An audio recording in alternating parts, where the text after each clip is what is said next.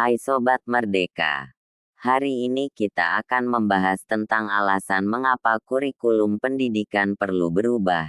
Jadi, simak baik-baik penjelasan berikut. Menurut Undang-Undang Nomor 20 Tahun 2003, kurikulum adalah seperangkat rencana dan pengaturan mengenai tujuan, isi, dan bahan pelajaran serta cara yang digunakan sebagai pedoman penyelenggaraan kegiatan pembelajaran untuk mencapai tujuan pendidikan tertentu. Sekarang kita lihat apa fungsi kurikulum. Fungsi kurikulum bagi pendidikan adalah untuk memandu dalam proses belajar peserta didik. Bagi pendidik atau guru, kurikulum adalah acuan dalam menerapkan kegiatan belajar mengajar. Bagi peserta didik adalah sebagai sarana untuk mengukur kemampuan diri dan konsumsi pendidikan. Sedangkan bagi orang tua peserta didik, kurikulum adalah gambaran dan informasi tentang apa saja yang dipelajari anak di sekolah. Sekarang kita bahas apa pentingnya perubahan kurikulum. Karena dunia terus berubah dari waktu ke waktu. Teknologi pun terus berkembang, maka kurikulum juga harus sekaras dengan perubahan tersebut. Tidak mungkin kita menggunakan kurikulum yang ada jika memang sudah tidak relevan.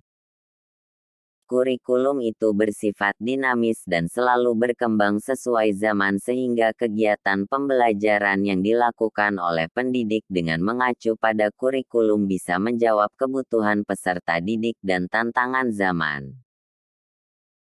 Perubahan demi perubahan kurikulum di Indonesia sudah terjadi sejak lama.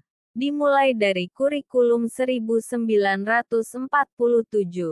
Kemudian berubah menjadi kurikulum 1994.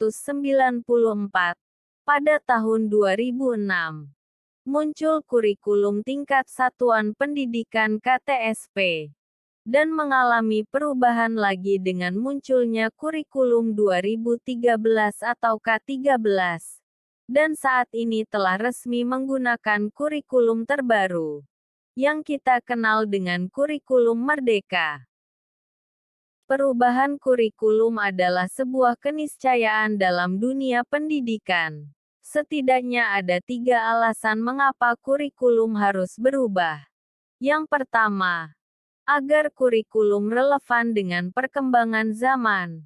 Alasan kedua, agar dapat memenuhi kebutuhan belajar peserta didik. Dan alasan ketiga, agar dapat menyiapkan generasi masa depan yang lebih visioner. Sekarang sudah jelas bukan bahwa perubahan kurikulum adalah sebuah keharusan. Pertanyaannya, kenapa harus kurikulum merdeka?